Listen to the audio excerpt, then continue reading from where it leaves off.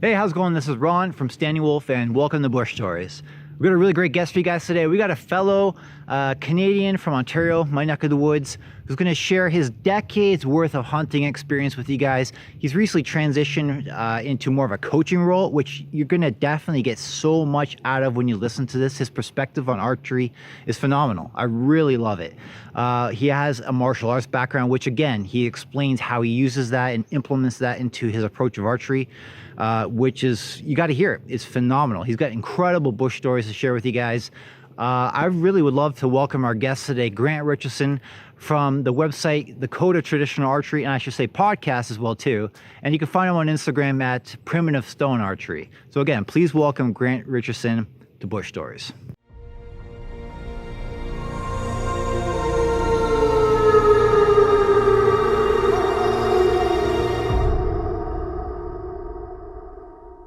Hey, how's it going? This is Ron from Standing Wolf, and today we got a really great guest. I'm super excited about this. We got I would say, a phenomenal teacher. I want you guys to really pay close attention because Grant Richardson from Primitive Stone Archery and also the podcast and YouTube channel, the Code of Traditional Archery, is gonna just teach you guys. We're gonna dive right in. I want to hear the bush stories, obviously, but Grant is the man that I think, if you listen closely, you guys are going to get a lot out of this, whether you're a seasoned veteran or a newcomer. I think you guys are going to really enjoy Grant's perspective of this. Grant, it is such a pleasure. I really appreciate you taking the time to do this. Yeah, I don't know how I'm going to top that, but thanks. Appreciate the introduction. Yeah. Well, you know what? Honestly, for me, Ron, I think the big thing that I've got to say, first of all, is that, and I recently, in the last year, I've had a couple of, these are compound 3D champions approach me that want to switch over, but they don't want their sponsors to know. Right. And I mean, these guys, US and Canada, are both pretty well known, and I'm not going to out them, but you can imagine it's humbling, right? Because they're coming to me with a perspective, but they have more fun shooting their traditional bows. One guy's bought 5 now. 5. He just bought a custom that cost him $1,600 US. Right. I think once you get bit by the trout bug, it's nobody knows. Yeah. Nobody knows. But so for me, that's humbling. And I guess the point I'm trying to make is that you really need to be teachable. I mean, I've been doing this. I've been hunting. I've been shooting longer than I've been hunting, of course. I was shooting when I was very young. I was raised in a family that it was natural, to bow hunt with recurves and longbows, Right. And I was lucky because my father was a founding member of their Terrebonus Association. And so I was raised with that kind of that sort of woodsmanship and bushcrafting and do it yourself, and my dad, when I was a kid, he'd say, yeah, he wasn't a safety issue with me. He'd let me go out with the shotgun once in a while, especially after Hungarian partridge, which was like find them on my way home from school and then sprint like a madman to get home and grab the shotgun and be like, what are you doing? Dad, there's like a covey of 30 Hungarians. I'm going to grab the dog. Take your bow. So I won't tell you how successful I was at shooting a Hungarian partridge with a bow and arrow to the air, but it wasn't great success. But he wanted me to learn how to hunt. Right. And so I always tell people, they say, what's this, what's that? I said, you know what? The biggest thing I can tell you about traditional archery and traditional bowhunting is be teachable. Because I'm still learning. Anyone that tells you that they've done it all and seen it all, you know what I mean? Shot everything out there is. Well, you're better than I am because even the top guys I've met in this field, they consider, some of the old timers, none of them talk like that. They're very humble and very open. When I was a kid, I went to some of the spring bear hunts and, I went up to some of those gatherings of the OBA and I would trout fish while they were all doing their thing. And I had he's passed on now. I met a younger Fred Aspel when I was a kid. And I said to him one day, I was like, why didn't you shoot at apparently this massive black bear walked out? Why didn't you shoot at him? Because, the bear didn't give me the shot.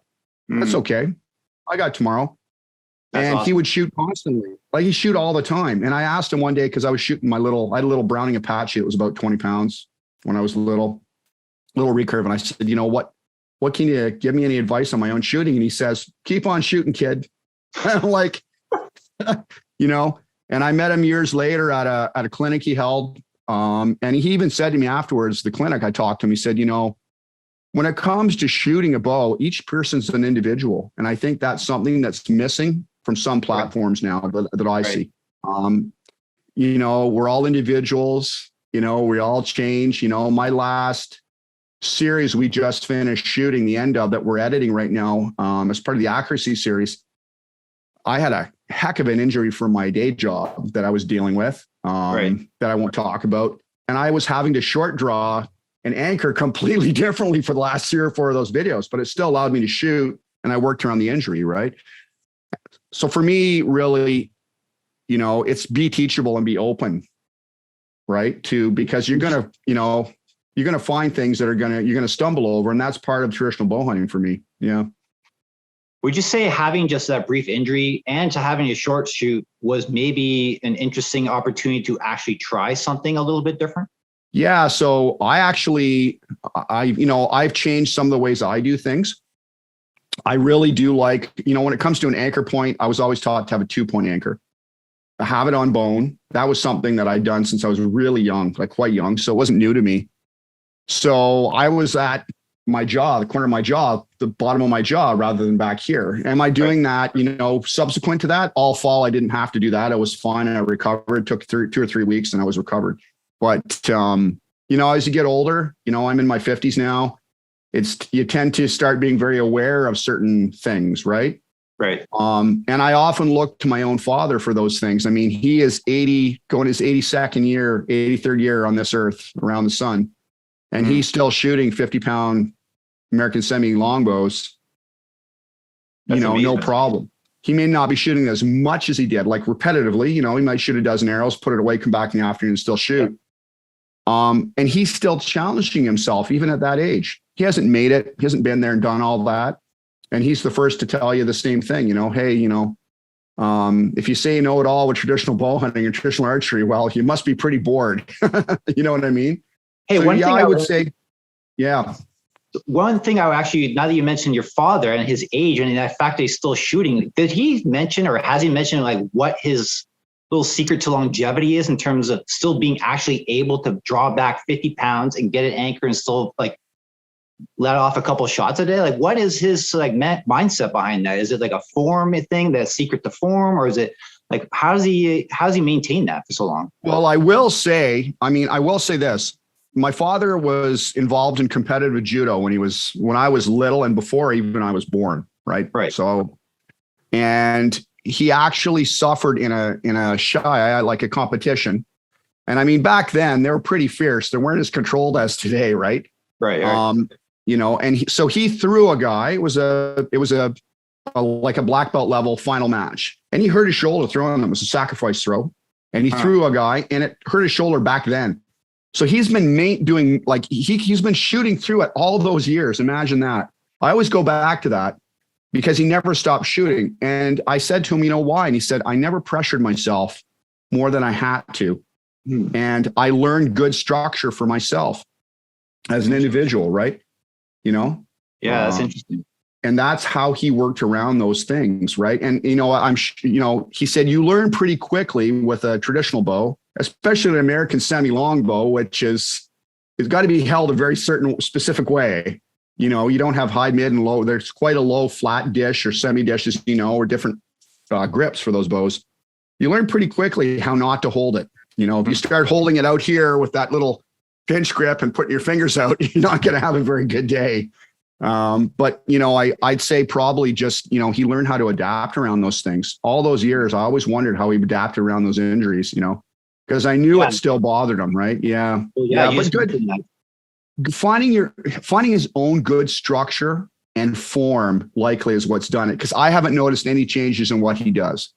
Right. All these years I've noticed no changes. I mean, he switched tabs and gloves, and Damascus was big for a while, and of course he's a leathersmith and a darn good one. So he made a lot of his own variations, and he'd throw them at me and to try out.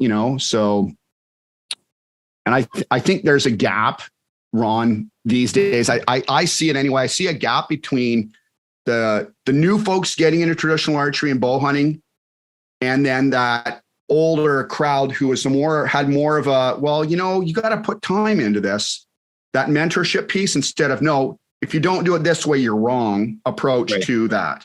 Right.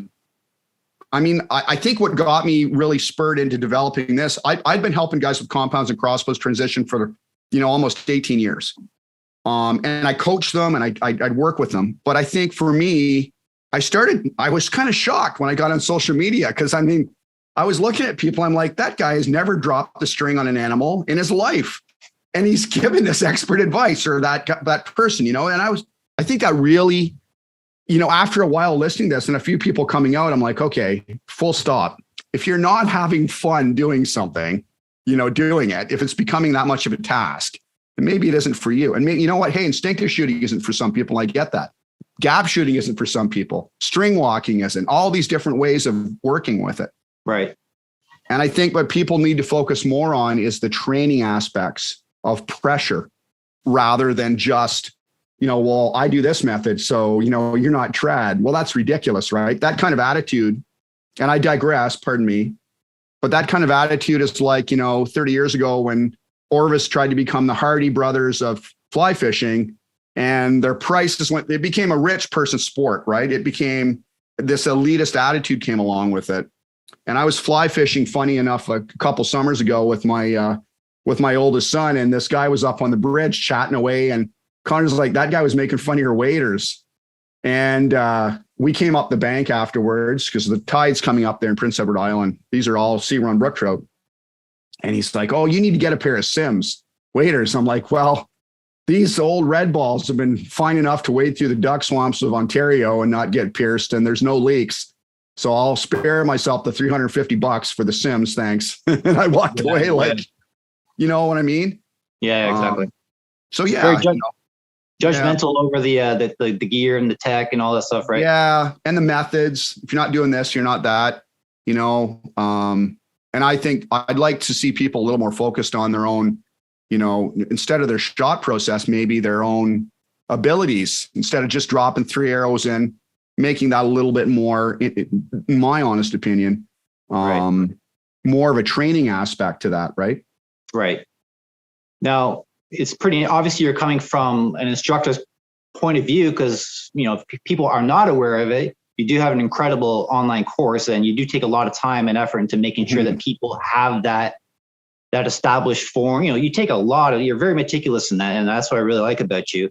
Yeah. And your background is really interesting too, because you have, from what you said in your bio, a martial arts background. Now, have you transferred a lot of that type of, because I've talked to people who actually have had a martial arts background. They say it applies in terms of, the spirituality of it, and being able to kind of just let go of a lot of things and define, Sure. for lack of better words, that zenness of the moment of the draw and release. It's all becomes the oneness of it.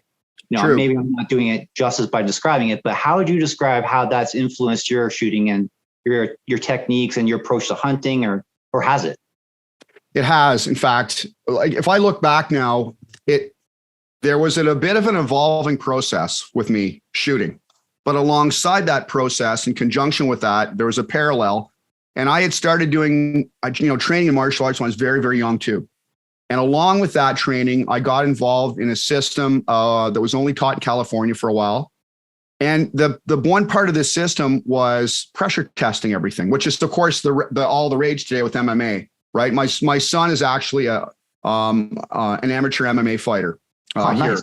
Right. Yeah, he's going way of Arizona shortly. He's very talented. I'm very proud of him. He's a far better martial artist at 20 than I was.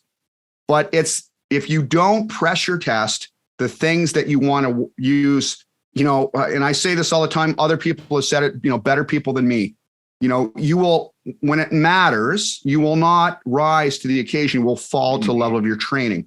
And right. And that was part of that martial arts journey. And, I did, I'm a certified full instructor, senior guru on Filipino martial arts, which involved, a synthesis at that time. It's grown since I was qualified, into about probably 23 systems were synthesized into that blend at that time. And as part of that blend, there was all sorts of other things, Jeet Kune Do concepts, John Fan arts, Brazilian Jiu-Jitsu, wrestling, boxing, Muay Thai, Savate, all these things were mixed into it. But the techniques on their own and reaching that kind of zen or letting go moment are found through the pressure of it all. Right. And I mean, if you look at Kyudo, Japanese archery, which I take some of my own personal shooting style from with my grip, if you look at some of the ways they, it's actually a form of shooting meditation, really, is what it is, right? Becoming one with the arrow. That's the word I would probably want to use, shooting meditation. I like that. Yeah, exactly. And so, I find, we are now in a realm, getting back to this for just a moment, of, we hear this all the time of target panic. And I've had guys come out to me in the last couple of years, more so than ever, target panic. Well, really, what are we kind of talking about with target panic? Are you talking like, are you panicking at the animal in front of you? Are you panicking at drawing your bow? A lot of the compound guys that said they had target panic were coming out to me with bows that were way too heavy for them. And they just had not developed the structure and the form, to be able to shoot them, really well. And I also tell them right away, you don't have to drop your compound for the traditional strictly. Let it transition, like take your time, let the two overlap. And I've had them come back like, wow, like I'm a better shot with my compound for using that system because you showed me how to use building blocks and structure.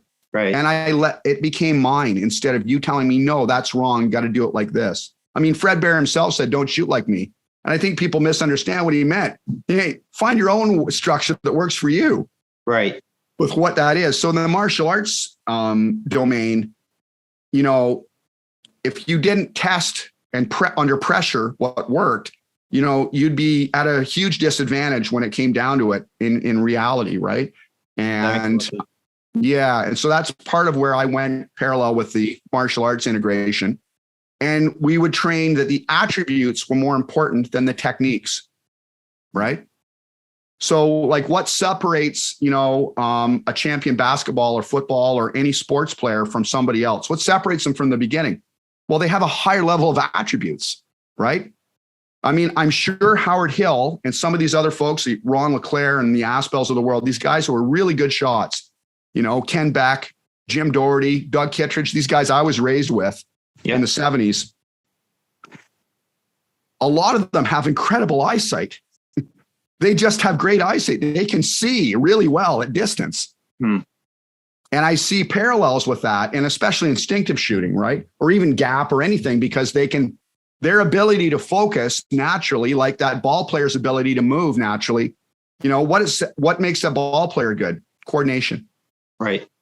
Right. He can move. They can move on their feet, So you take somebody with that attribute, the whole team knows how to do that too.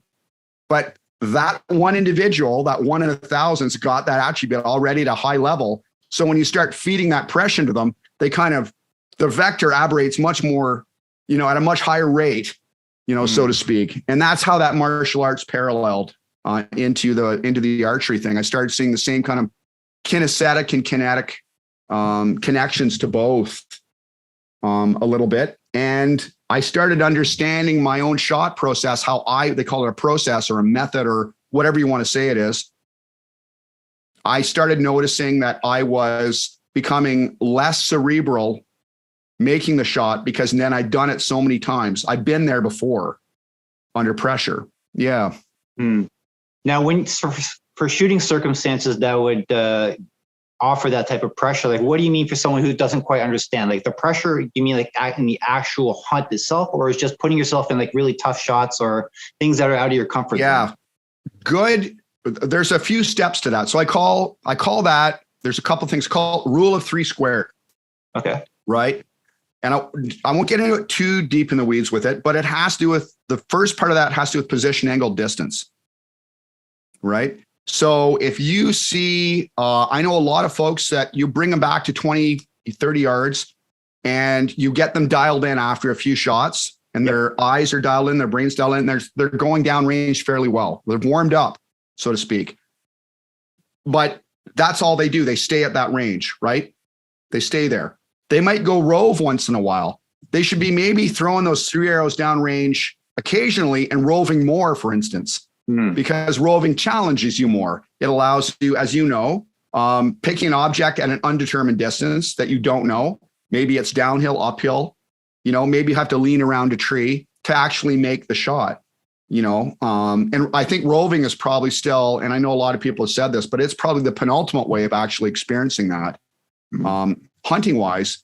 But when it comes to the rule of three, it's position, angle, distance. So you can break it down even further. You can say position, sitting, standing, kneeling, on your rear end, on a stump, on a chair, angled out from a tree, you name it, right? And that's why I'm not a big saddle fan, because I can't stand leaning back away from the tree like that. It's foreign to me and I don't like it, but other guys are great at it and good for them. I think that's fantastic, but it's practicing those shots and practicing, not only that ethical shot. So you've got that, clearance, there's no obstructions, A, and B, you've got the distance that you're good at, your effective lethal range.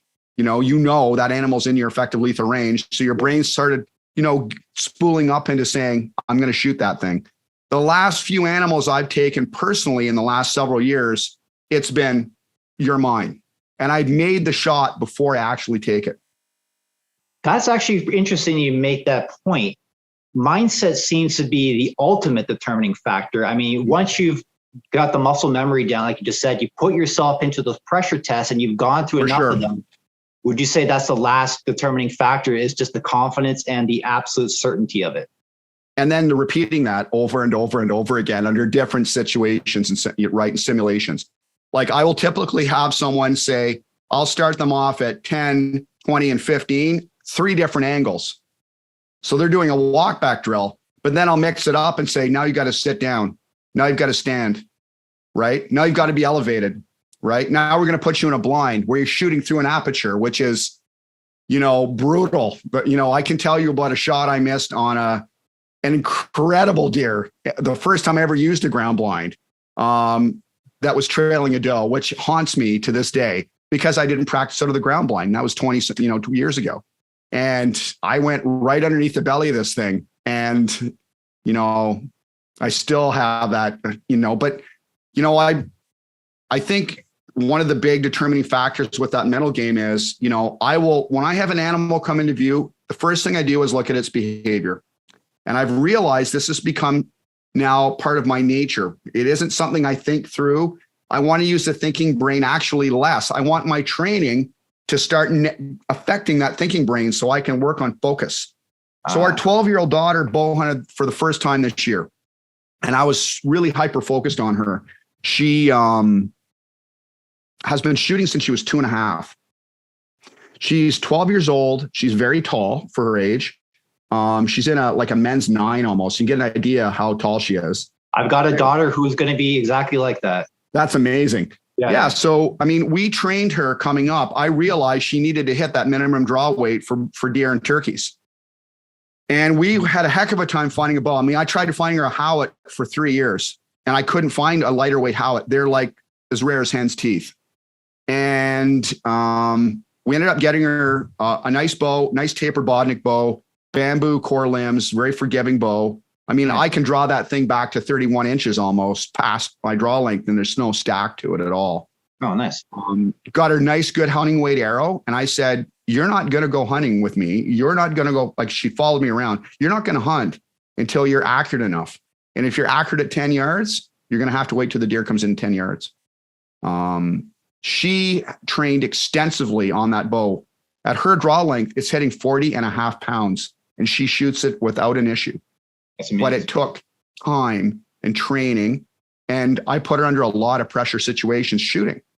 Not bad shots either, like you see on some 3D shoots where there's like a tree and the deer in the middle, and you'd be like, okay, it's a 3D range. I'm going to take a shot at it. But you'd never do that in real life. Is it challenging? Yes. If you make the shot, though, what does that teach your brain? Well, I made the shot in the 3D range, but like I said before, and you've heard some of my podcasts, foam doesn't move.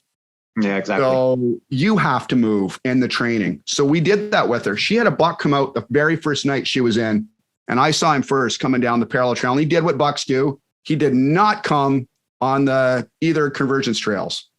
And we were in a ground blind, brushed right in heavily, had been there for 2 months. And he came trotting in like a horse. And as he got closer, I realized Okay, this is actually one of the biggest deer I've ever seen hunting my entire life. And I looked over at her and she's like, and I'm like, get ready. And so from my angle, I saw a clear shot, right? I saw like, oh my God, she's going to be the first 12-year-old kid in Ontario with a stick bow to take this. This is like a Pope and Young record for Ontario. I'm like, and I'm not a trophy guy. I'm not a trophy guy, but for your 12-year-old, seeing that deer come in at that close and the wind was right, everything was perfect. I'm like, oh my God, this is crazy. But he came in and he mucked around a little bit and he stopped and he was at about 12 maybe yards from her at one point. And I'm looking over at her and she'd come up and let down. And she'd come up and let down. And then she'd breathe and breathe. And then she'd come up and let down. And she looked over at me like this. I looked over, I'm like, I'm psychically projecting, shoot. Yeah. Like, because all I see is, a little bit of a quartering shot right into the boiler room. And he farts around these couple of trees and turns around and he goes around behind us and chases a doe off. And then her heart rate starts going and she's like, what's wrong with me? She's starting to shake. Her adrenaline's going.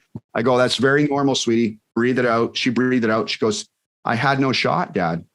I didn't have a shot. Those cedars screened him out. And then from my angle, I went over to her angle. I saw these cedars. And then, of course, I got blamed for not cutting them out of the shooting lane. So it was my fault that she didn't get the shot. But my point is that I know a lot of people that want to try to stick an arrow into that deer and make that shot. Who's to say they wouldn't have? Who's to say they couldn't have? Who's to say they wouldn't have recovered if they hit it, if they got a deflection or a bad hit? The point was because of, even at her age, she knew that wasn't on. She wasn't sure of it. She was not confident in that arrow making it there. And it wasn't confidence in her shooting ability, but she trained enough to know that obstruction in the way was too high a risk, too low percentage, and she let it go. And she learned more from letting that animal go than she would have, hitting that and tracking it for 5 hours or 2 days, or, you know what I mean? Versus the chance of that arrow hitting it and dropping it quickly.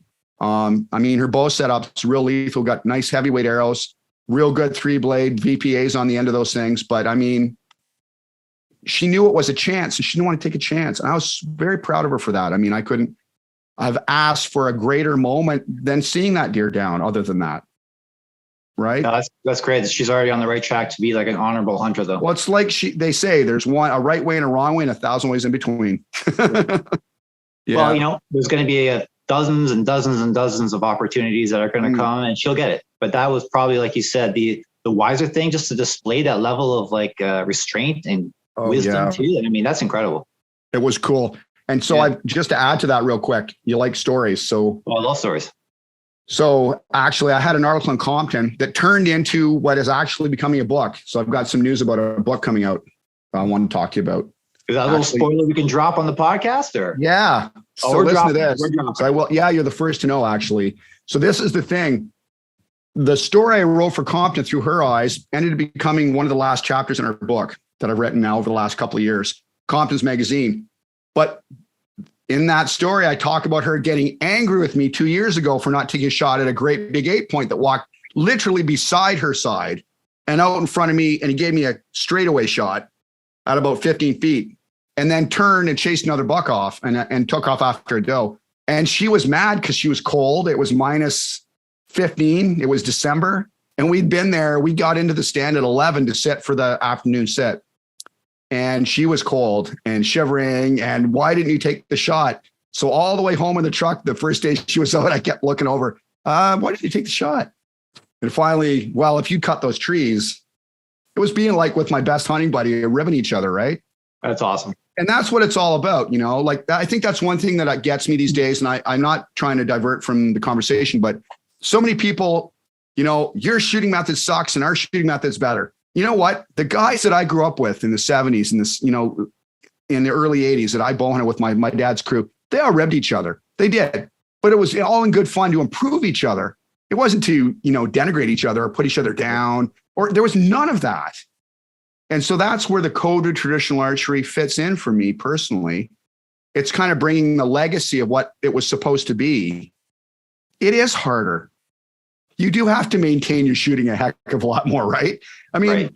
anyone that says they don't, well, good for you. 'Cause, you must have found the secret sauce, I guess. Cause I consider myself a fairly competent shot, but I have to maintain that shooting ability too.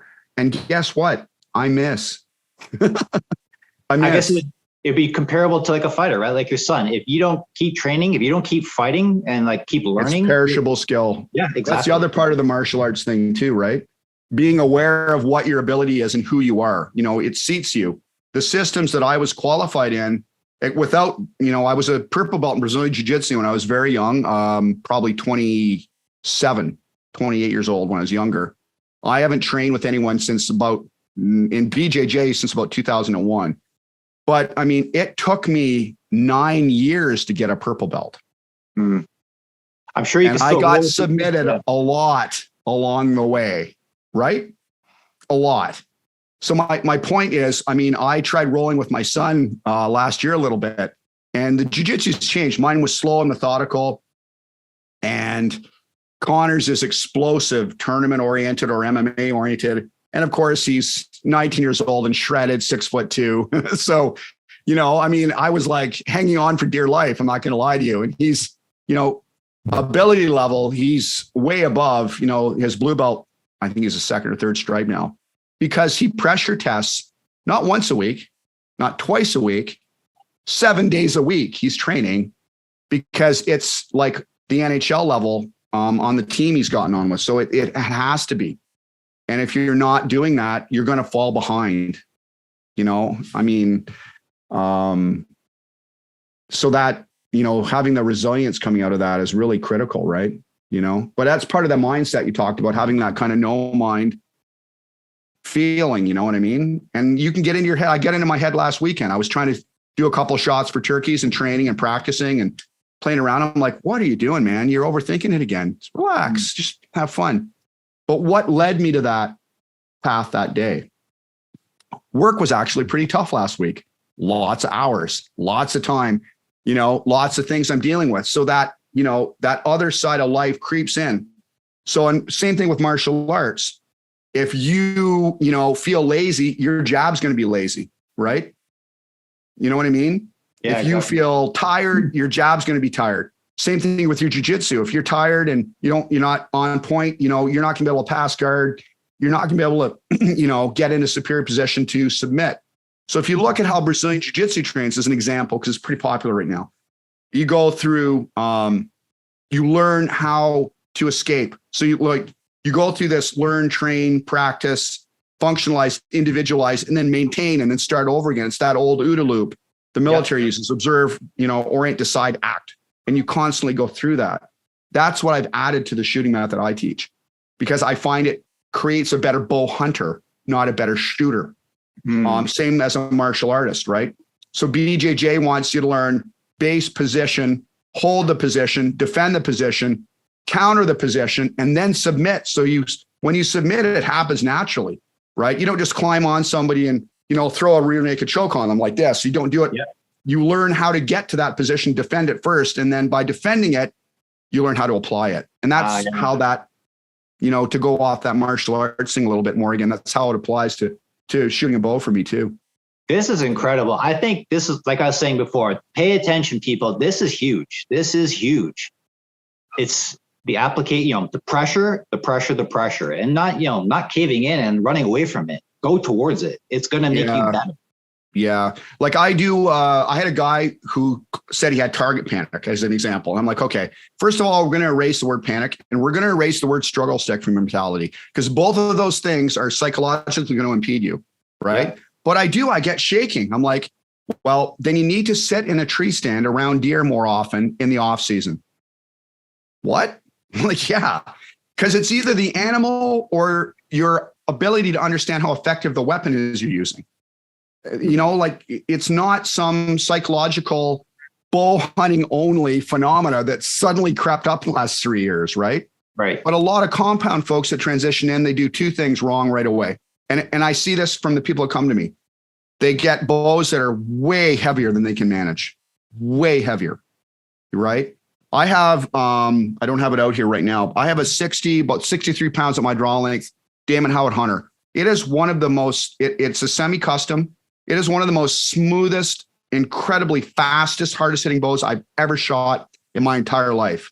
But I cannot shoot it as long as my lighter bows that are 55, 50 pounds. I can't anymore at my age. I can't. I get tired.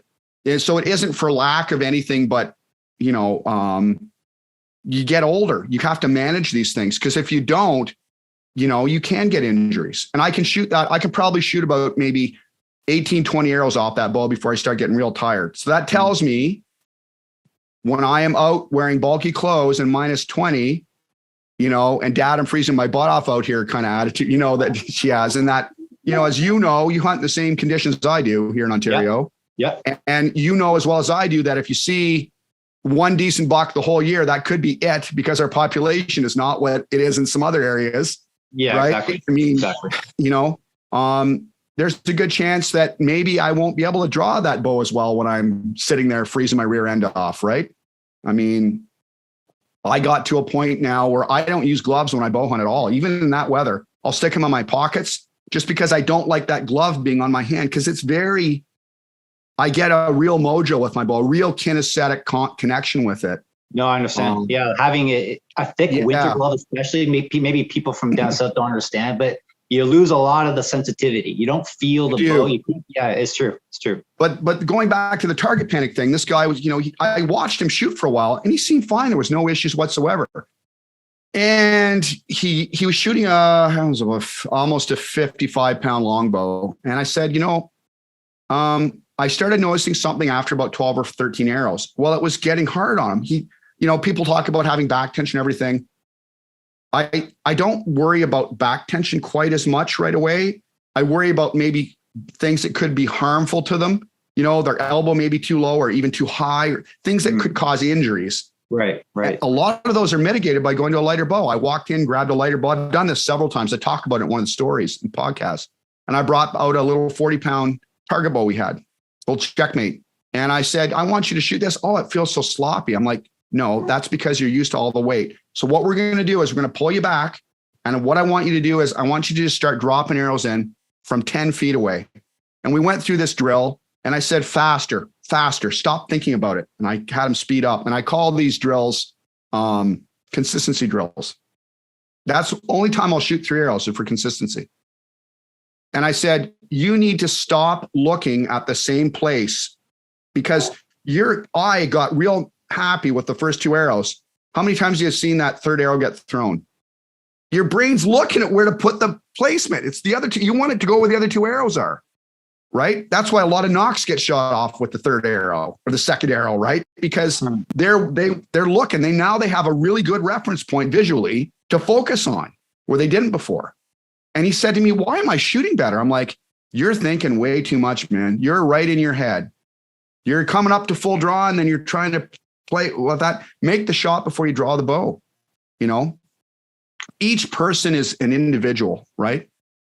I had friends of mine in California. I went to compete this was in the late 90s. I went to compete in a fairly significant Brazilian Jiu-Jitsu event. I was training back here in Canada 3 days a week. And there was only a couple of guys I knew. I was driving to Montreal, driving to Toronto the next day to train with these guys that were at that level, that were way above me. Right. Because you can't get better unless you train with someone better than you. Exactly. Right? And so, I was getting choked and submitted for weeks. I'm like, I'm going to go back to Orange County. I'm going to sweep the mat with these guys. I'm going to clean house. And I went through my first 2 matches, outpointed and submitted in the second one. Just smoked me. These guys were the same rank, but training as long as I had. They were training 6 hours a day, 7 days a week with all sorts of different people. Pressure, flight time, right? That's so, yeah, it was quite it was very eye-opening for me. I spent, $1,400 US on a plane flight for a week to go and sit and watch for 3 days. Really is what I did, very eye-opening, very humbling. And my whole intent is to have people enjoy traditional bowhunting, that they can actually do it. They don't have to worry about, terms that like target panic and all these different things, because, so what if you can't hit anything past 20 feet? Then set up your stand at 20 feet and get good at it. And so that was, I don't remember any of these. I remember some real tough shots my dad would put me through when I was a kid, but they're all bow hunting related. And it didn't have to do with the angle of the animal by tough shot. I meant, a tough shot, you had to have good structure in order to make that shot, whether it was leaning out behind something or sitting down and doing it or lying even on your back and doing it, it made it hard, made it difficult. Right. And had a lot of fun doing it, and roving, I say, was probably the number one way he trained me at that age. And then he'd make suggestions. That was the other thing. And the other thing I've done with my daughter, I didn't sit there rigidly with her. I let her shoot. And if you look back on Instagram, there's an old photo of her shooting arrows at a turkey target. And she may have hit the turkey actually a couple of times. She is laughing throughout the entire video.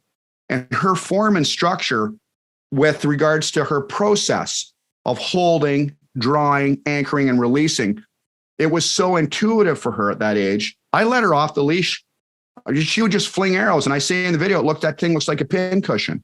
And she'd laugh, and I mean, she made me work, late for work in that video that day. I think I'm like, no, Dad's got to go. Come on. But it's that, that kind of psychological aspect of letting go when that arrow does, of those fears and whatever people want to call it, target panic. I think a lot of these are, induced by other external factors. They aren't within a lot of folks naturally. I don't think that has to be that way. I watched Stacy Grosscup years ago with a recurve. This is probably when I was in my late teens, shooting aspirin out of the air with no black backboard in the air, no backstop to reference that on to see it better visually, none of that stuff. And he was a trained trick shot, but he also was incredible because, his vision was very good, right? Very, very good. It probably like 2015 or something crazy like that. He could obviously see it in the air, but he would knock aspirin out of the air, but he didn't have like some of the people you see these days with the big black, back. Yeah. To be able to visualize it. And hey, I'm not saying that they're, that's not something I'm going to be good at doing. You're not going to see any videos of me breaking aspirin like that. But my point is, he doesn't have it superimposed on a background. This is actually in the air and knocking out of the air. Did he practice a lot? Sure. Did he miss? He sure did.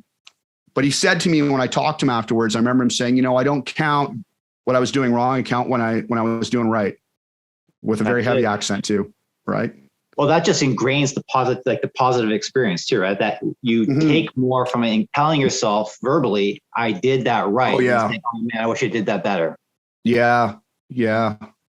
I digress. I went off a little long there on that last one, but I'm pretty passionate. Sorry about that. I'm pretty passionate about it, That's it.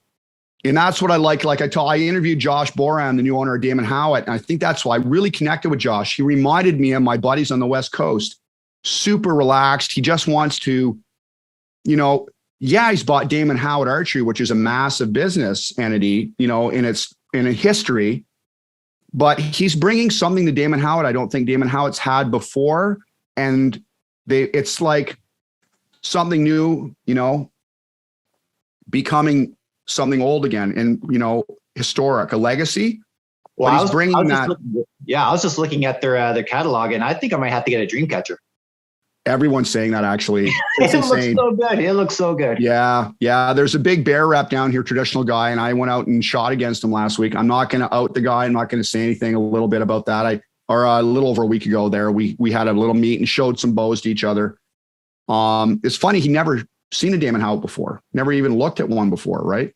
But I think the thing that gets me about Josh is that he has that legacy piece. He wants to help people. He wants the sport to improve. His passion's infectious for it. And he has a need to want and help. And I think that's what really drew me to, not only was I pleasantly surprised that it had been, brought up, so to speak, from the ashes of Martin Archery, but it was separated completely from the compounds now. And that the person who got it is such an incredible individual.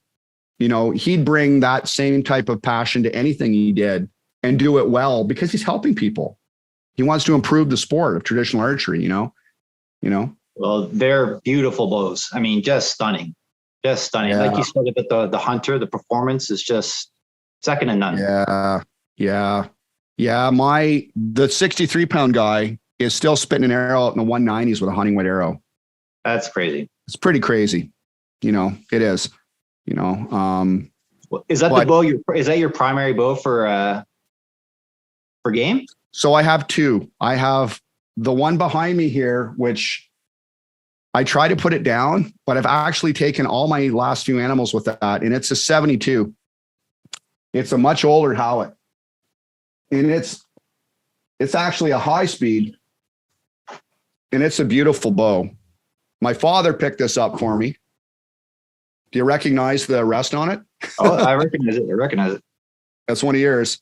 And this bow, this 72, it's a 53-pound bow, 58 inches. This thing is what I call tossable. I can shoot it.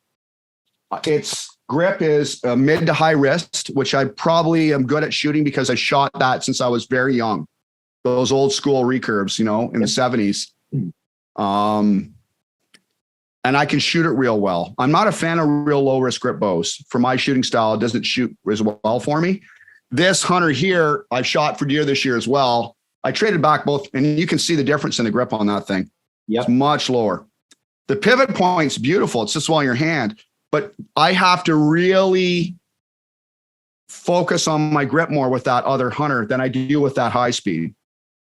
That high speed, I've made some pretty sick shots with that thing, both in training or otherwise. Really incredible.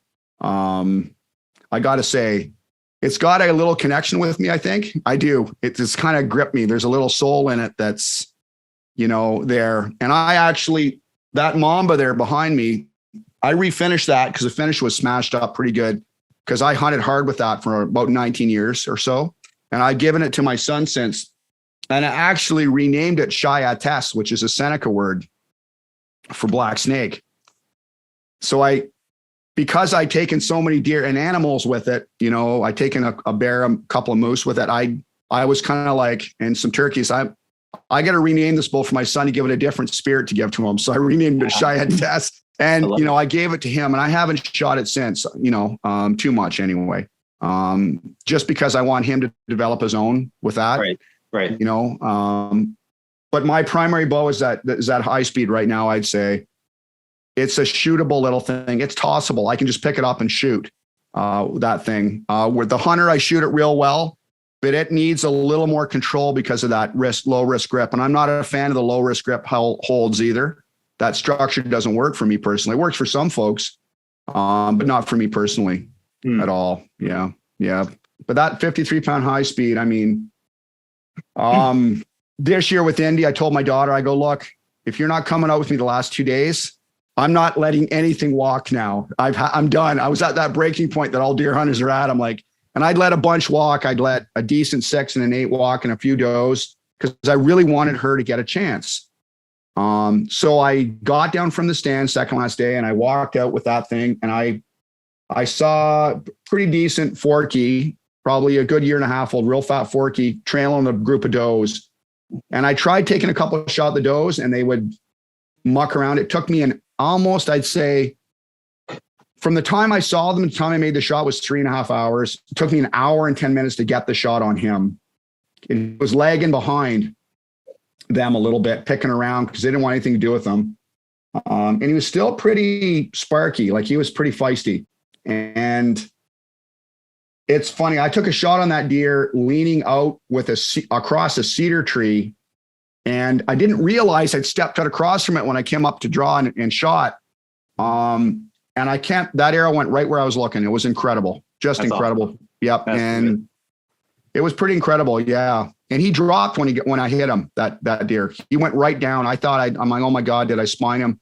No, I hit him on the back edge of the scapula, broke right through it with that arrow, right in the top of the heart and out the other side. And he jumped up, and from when he went down, he jumped up and went right into a tree. And I didn't have a photo of him, a nice photo, because I didn't want to dishonor him because of the damage he'd done running into the tree. It was pretty significant. So, I sat there after that shot and I saw him down, And I took a few deep breaths, knocked another arrow in case I needed one. I didn't. And I was like, I really try to, instead of rushing in and getting I really calm myself down after even if I see the animal drop, I take a deep breath and just center myself. And then I slowly make my way over. I don't want to walk up to the animal all bundle nerves shaking and everything. And I want to be calm when I walk up to that thing. And I really take the shot in now. I've done that for the last few years. I'll go over it in my head as I'm walking up, and that sort of starts that level, as you know, that appreciation for what you just done. You feel that animal's down, you've taken that life, but you're also kind of centered in the next steps a little bit. That's sort of how I process that out a little. Yeah, and I've raised my daughter the same way. This animal's now given its life for us.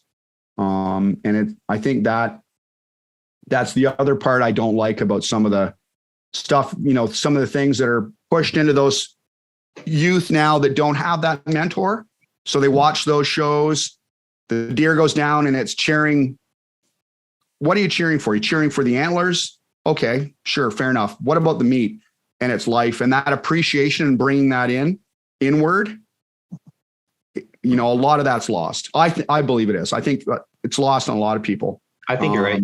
I think you're right. You know what I mean? And I think that's, I was raised in very close contact with an Ojibwa family when I was young. And we adopted a young boy who had gone through that residential school mess, whose whole family had passed into our family. And he died when I was around 6. He got in a horrible motorcycle accident up in Wabasha, near Seven Bridge, up there that way, and was killed. But the impact of having that culture in my life, and my father being a lifelong anthropologist in Ontario.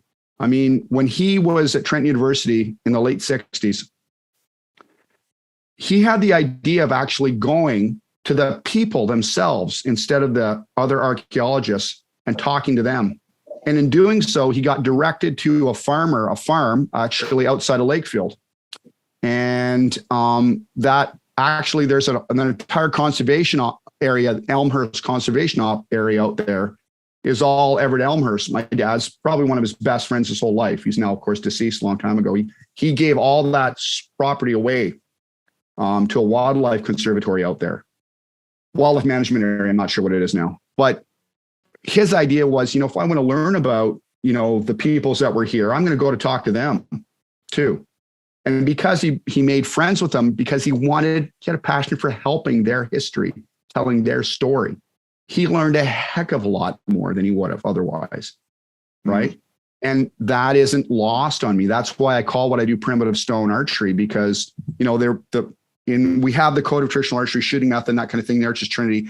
But that, looking at those 2 napped heads he had on the wall when I was a kid, they were large drivers of inspiration, because it brought me back to all of those cultures, including my own culture, with the Pict people in Scotland, and how they were napping stone, and they were, using bows and spears and atlatls and all those other things.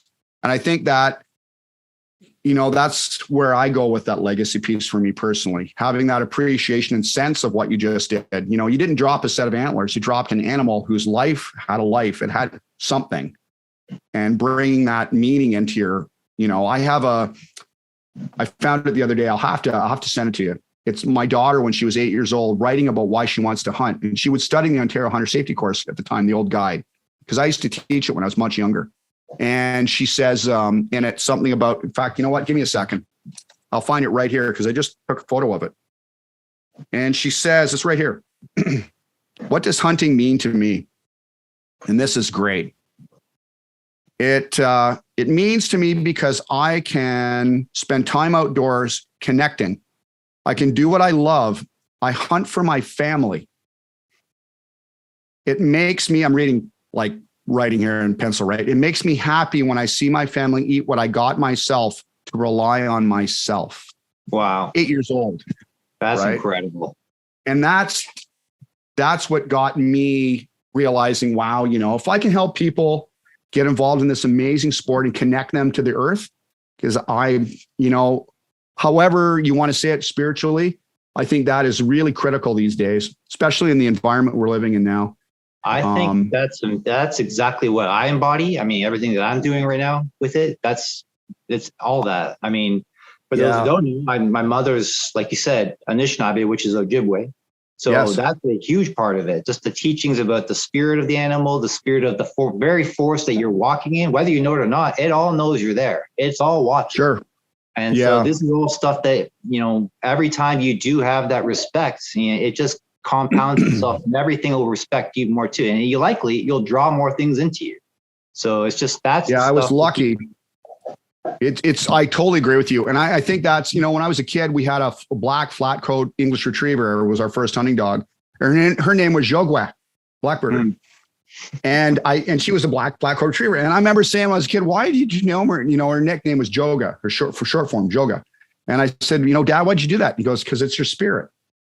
That's what she is. That's what, it told me to call her that. And that's why we named her Jogwe. So that was, I was, being raised in that environment and having an appreciation for that as a child, and understanding that I had my own ancestors that did things a certain way and brought food to their own families and were self-reliant and resilient. And, that animal had a life where that, I'm nothing against eating a good steak, right? But my point is that animal had a life that penned animal did not have. Right. And its energy is going to be different. Its meaning is going to be different. It is, no way about it to me. And I'm trying not to get too cerebral and kind of cosmic with this kind of thing. Right. But I think that's where that ethic starts to lead us in a good direction. Right. That's, I say it all the time.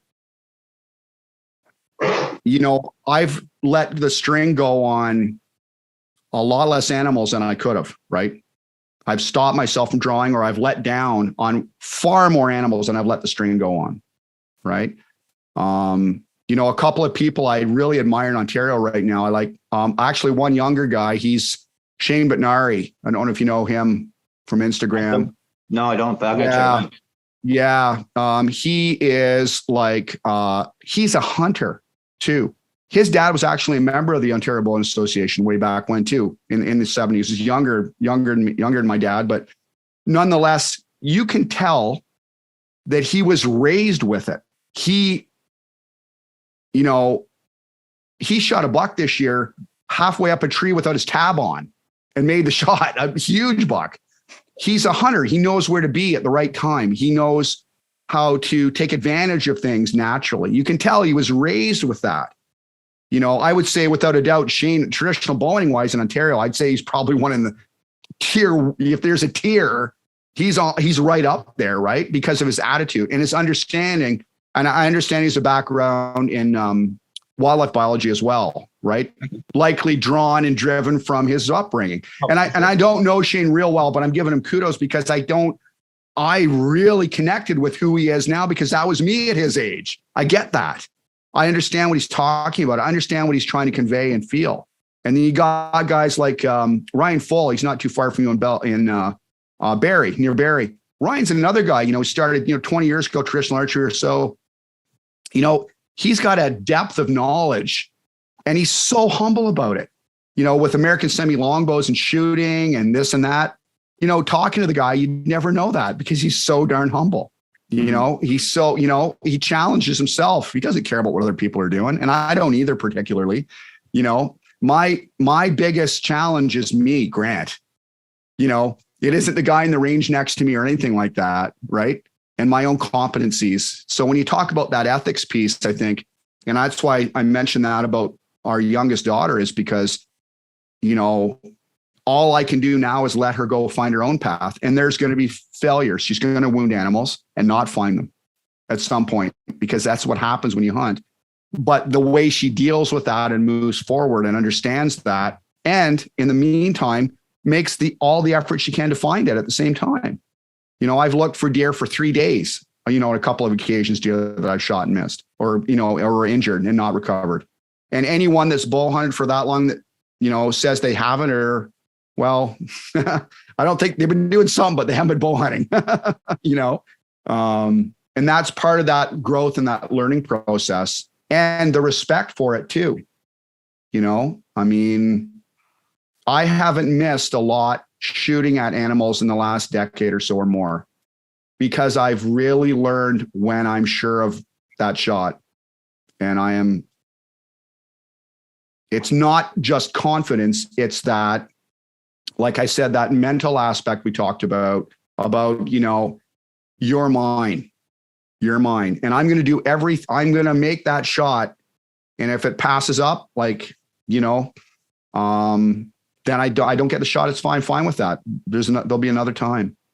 That's it right there. I love it. I love it. Yeah. That's amazing, Graham. Yeah. The zero sum mentality doesn't fit my, thought process. I would rather, I've had a couple of folks say, I don't agree with you over this. Cool. Good. That's awesome. That's the way we get better,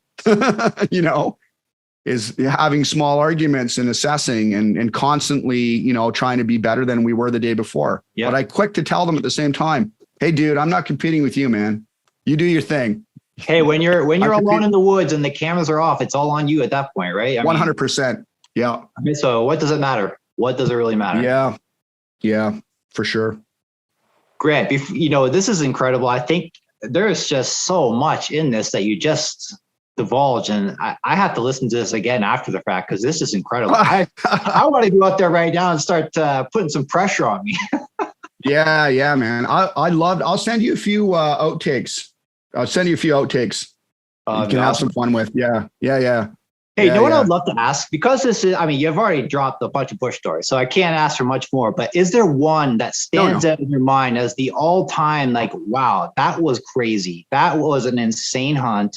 What was it? What happened?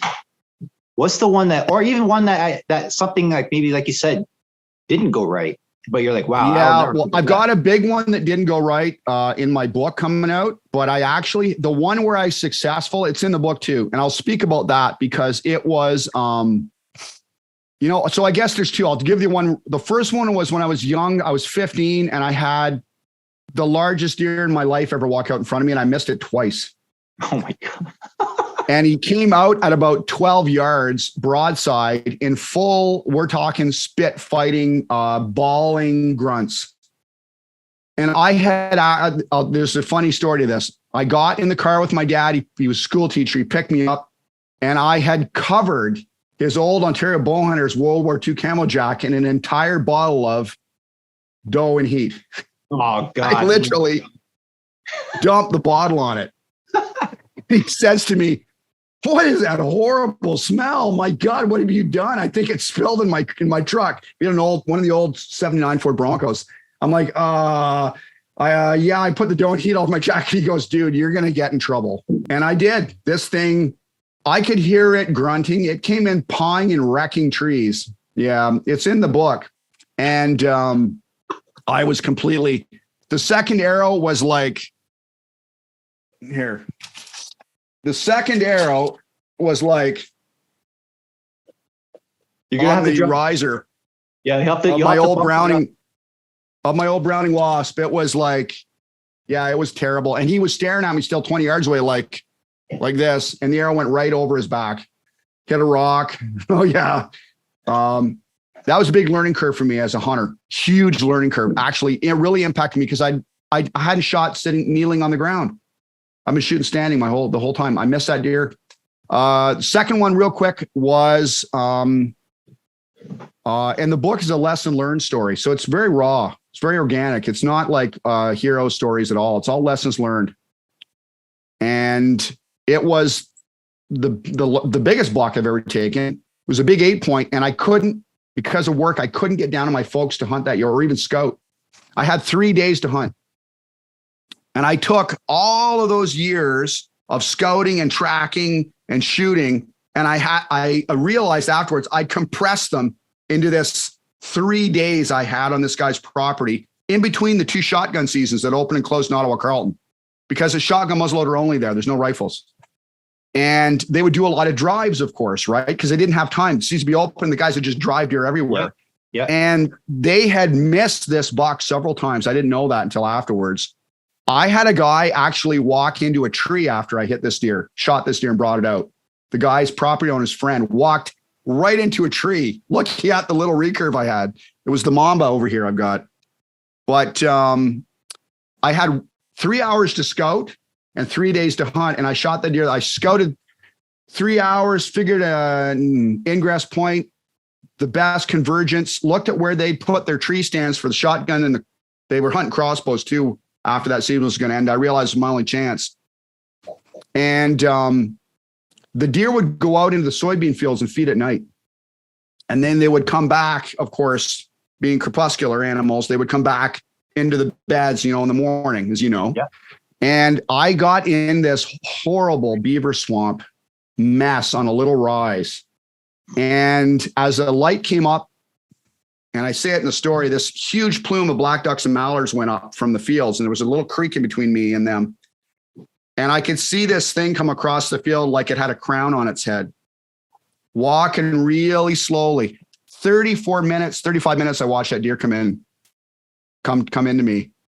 And I went through a lot of emotions in that 35 or so minutes, realizing like, this is the only shot you're going to get at this guy in here or a deer here in 3 days. This is it for the whole season.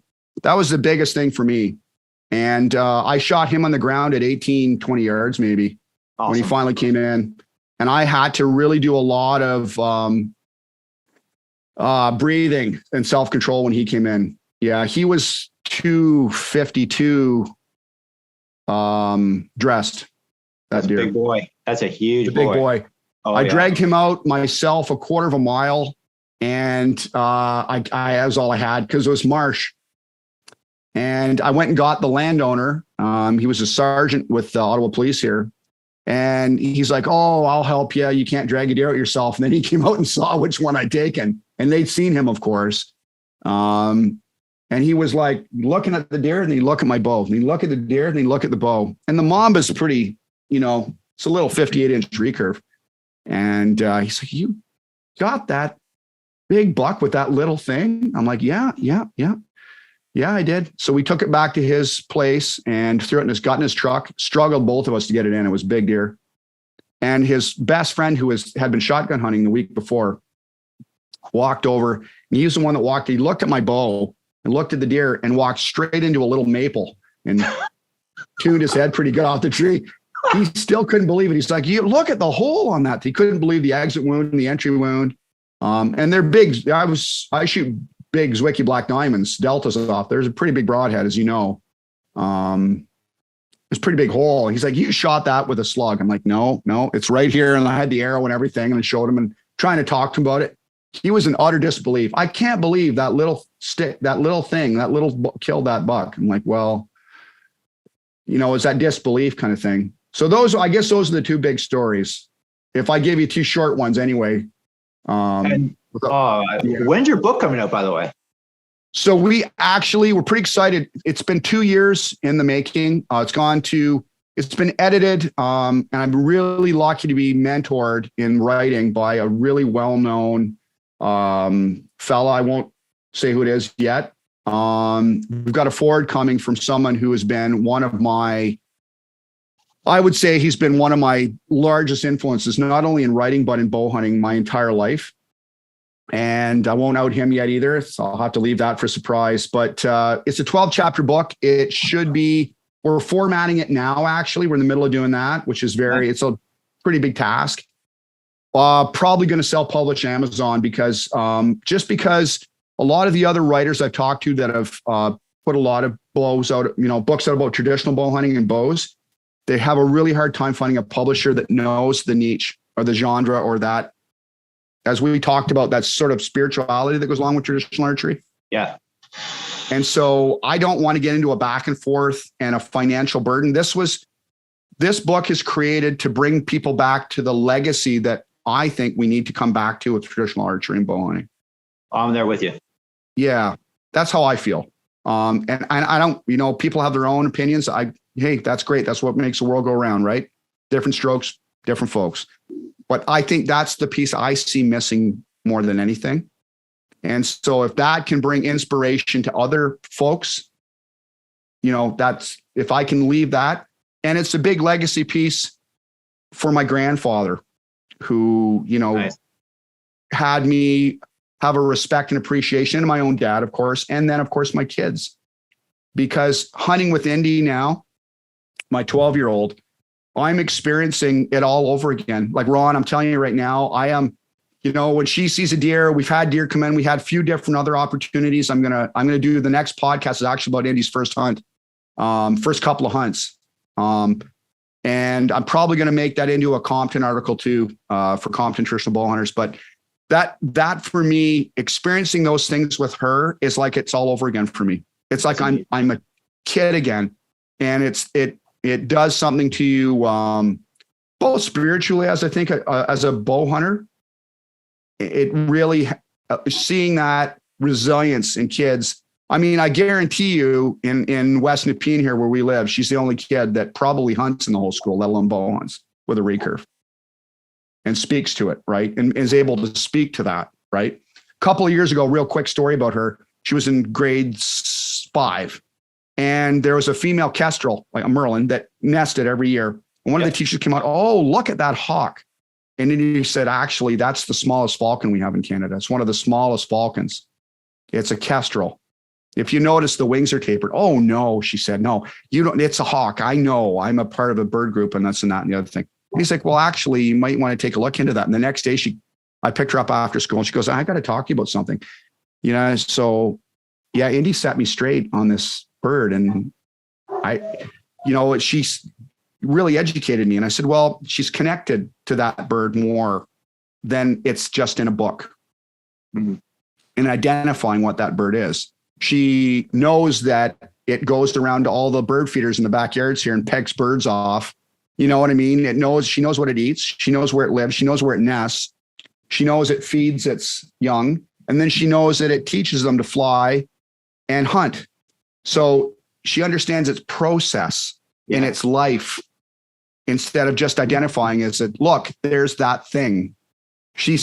There's that thing. This is where it lives. This is where it exists. And this is how it coexists in our environment because they were here way before we were, before all these houses were built, before all this pavement was laid down. They were still nesting in hollow trunks of trees and doing what they're doing now. That for me told me, not only as a father, that part of that spiritual mentorship thing, that's what I'm trying to do with the book. That's my end state right there. That's incredible. I love it. So yeah, hopefully, all things being equal, hopefully we'll have it out sooner than later. We'll obviously get some updates on your Instagram and. Yeah, for sure. Yeah. So we know it's going to come. And I think yes, the Amazon angle is probably going to be the best angle. It's so accessible. You don't have to deal with the back and forth and going to the bookstore. It's just going to be direct, easy to get. And for anyone listening, easy to get, direct. It's going to be on Amazon. Stay tuned. Yeah, thanks, Ron. All the grants. Yeah, our new platform is at the Code of Traditional Archery. You'll find it on there. It should come up if you Google that Code of Traditional Archery or on Instagram. Primitive Stone really is going to be the shooting kind of side with the Archer's Trinity. But the Code of Traditional Archery, kind of structural course, that's where we're going with that. Back to those, ethics and that platform of,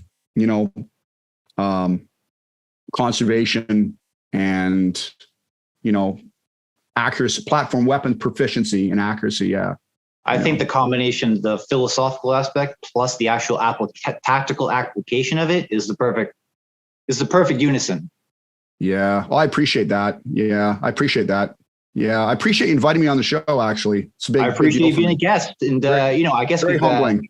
You've really spilled your guts here and, you've got some great advice, like I said, and we have a lot to look forward to with the book, which I'm definitely eager to get in one of the first copies or digital download. If you have one of the whatever it's going to be, doesn't really matter to me. I'm going to get both. So yeah. Well, thanks, Ron. Thanks for that. Very humbling to be on the show. I'll say again, really appreciate Well, I think you brought a great angle to this and it really resonates with me personally. So I think there's going to be a lot of other people who feel the same way. Not everyone's just about run and gun, get them down. A lot of people are looking for this next level of the experience too. And even if they're not there now, there's no question. Eventually the road's going to lead to them wanting to understand more, if not about the aspect of archery, about themselves too, right? That's inevitable. Yeah, it is a lot of self-discovery. And I'll be really quickly in closing, I'll say something real quick.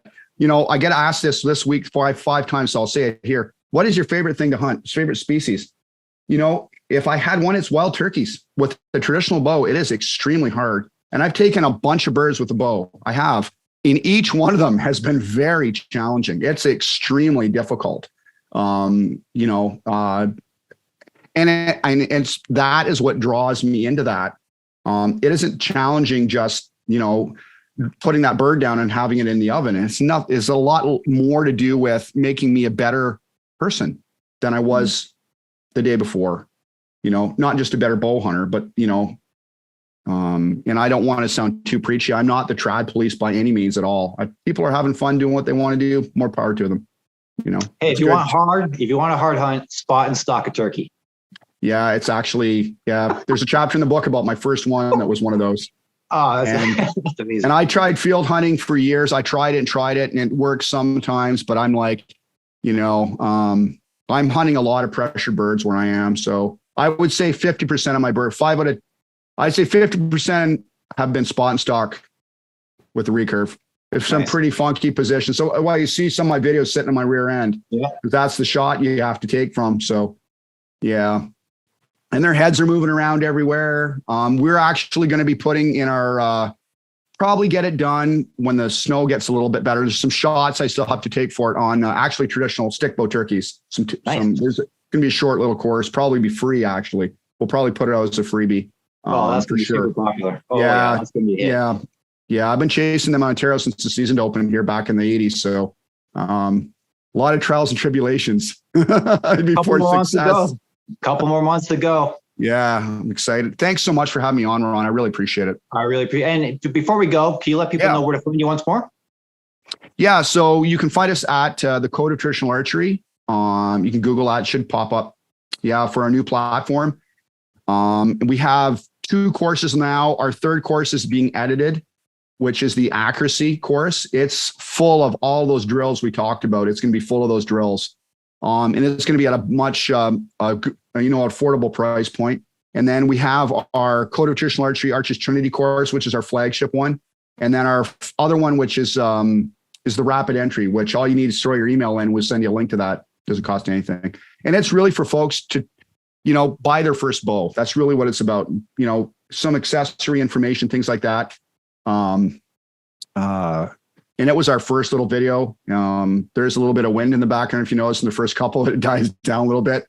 But it's kind of nice. We wanted that organic feel. You know, you can hear ravens in the background. One day I was shooting out there, funny enough, there was it was a long-billed cuckoo, which is, you know, a very common bird here in Ontario. And there was one calling back and forth, and my wife shut the camera off. She said, okay, go ahead and go find where it is. Cause oh my God, it's distracting you. You don't understand what this is. You just don't see them around here. So there's some humor to that, but yeah, you can find us at codeoftraditionalarchery.com. And I'm looking forward to talking with you maybe about the book at some point too. That'd be great. I'm really excited about this. This is going to be amazing. I hope nothing but the best for your courses, your book. I think if you guys aren't following Grant, please do. His channel's oh, thanks, man. Jam-packed of tips, jam-packed. Appreciate that. Thanks very much. I hope you have a fantastic rest of your day, Grant. You too. Thanks, Ron. Thanks for the time. Cheers.